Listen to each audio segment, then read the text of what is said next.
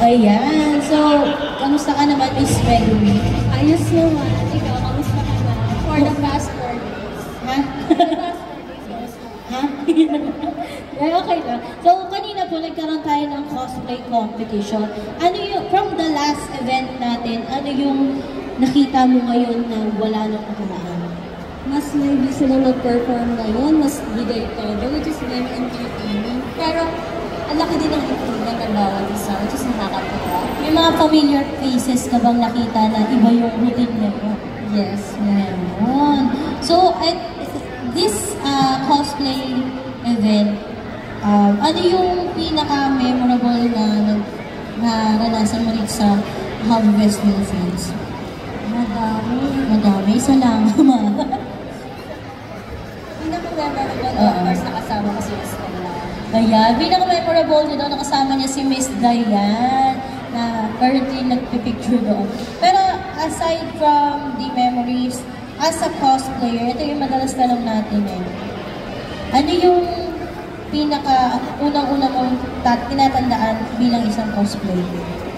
So, bilang isang cosplayer, pinaka-una ko dapat tinatandaan or dapat kong tandaan is always feet on the ground. Habang nag-i-improve ka, dapat yung pag-improvement mo is tuloy-tuloy, pero yung feet mo, just be on the ground. Kasi whatever happens, babalik ka pa rin sa cycle na start. Okay, so yung next question ko ate is regarding naman sa criticism. Kasi maraming people around na hindi nakaka-relate sa mga cosplayers. So, sa ating mga newbie cosplayers na nakakaranas agad ng gano'n, ano yung mapapayo mo sa kanila?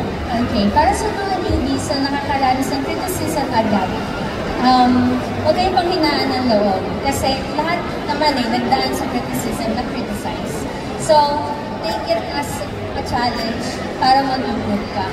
To improve yourself, to improve your personality, at of course, ang mapabuti. And, yun lang.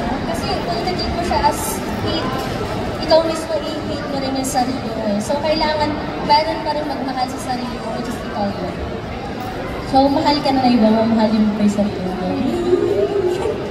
So, anyways, Ate Megumi, so since you found, second founder, tama ba? May question. Bale, ako, pioneer ako. Kasi yung pinaka-founder ng grupo namin is nag-design siya, tapos pinasa niya sa akin yung pagiging president. So, yung pagmamanage ng isang group, gaano siya kahirap? Makinig kayo, members ng KM. Wala na yung members ng KM. Ayun, meron. So, sa members ng KM, alam nila ito, mahirap mag-manage ng buong group. Ang hirap nilang i-keep on, keep intact ba kung baga sa term. Pero, ang pero ang pinaka-gusto ko sa grupo ko is, napakabait nila when it comes I-react mo mo? Mabait ba? Okay, mabait naman ng KM. Masunuri naman sila sa mga rules and regulations ng KM. And ang pinakagusto ko sa kanila, lahat sila magkakasundo. Grabe. Kahit sabihin mabawa. Talaga ba? Yes. Patunayan niya, tatatak ko, ayaw o ayaw. Magkakasundo yung mga yan, kulitan. Mula sa personal, sa outing, sa chat. Grabe talaga. Wala akong masabi. Yung iba mo nagsusunod na sila sa akin kasi na pinaaway ako ni Gan. Alam mo, parang bata. Parang alagang anak. Pero, grabe sila magmahalan. Grabe daw kayo magmahalan KM. Patingin nga ng pagmamahalan nyo. Ayan, so last question na Ate Megumi. Ano yung message mo para sa mga non-cosplayers na nakakakita ng mga cosplayers dito sa event natin ngayon? Para po sa mga non-cosplayers na nakakita po ng event namin, sana po na-enjoy nyo po kung ano po ang mundo namin as cosplayers, as collectors po ng laruan, as kung ano po yung hobby na minamahal namin po is, ito po yan, ito po kami.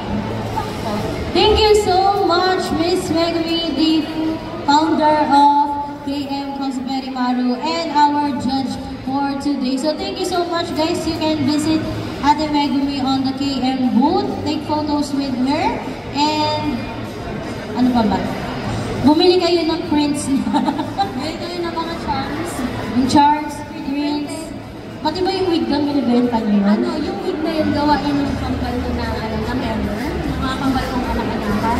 Nag-wig style sila. So may nag-wig style sa grupo namin, may gumagawa ng MPO props, from EVA foam to 3D printer, gumagawa kami ng props. Yes, yes. Any social medias you want them to follow you? Okay. Social media is Nagdunir sa Facebook ko, sa Instagram, sa TikTok. And para po dun sa Kosopur Maru, meron po kami sa Facebook, which is Kosopur Maru. And for the wig styling services po, it's the Twin Devils po. Thank you so much, Ate Megumi. Palakpakan naman natin si Ate Megumi. Nagmamahalan daw yung mga taga-KM. Oo daw. Thank you so much, Ate Megumi. Sige, may pizza kayo mamaya. Ayun, may pag-pizza daw siya mamaya. Guys, tandaan nyo ha, lahat daw na umaten. Ay, ciao!